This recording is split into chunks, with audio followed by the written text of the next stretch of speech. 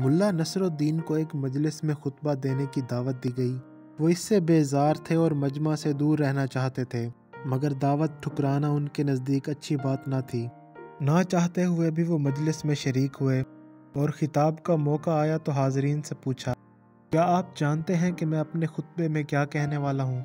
लोगों ने नफ़ी में सर हिलाए, जिस पर मुल्ला ने कहा, मैं उन लोगों से क्या कलाम करूं जो ये तक नहीं जानते कि मैं क्या कहने वाला हूं।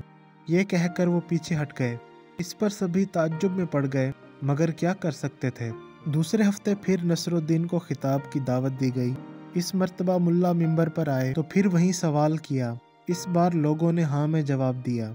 नसरुद्दीन ने ये सुना तो बोले, अच्छा, जब आप जानते ही हैं कि मैं क्या कहने वाला हूं तो फिर मैं अपना और आपका कीमती वक्त बर्बाद नहीं करूंगा। ये कहकर मिंबर से उतर गए।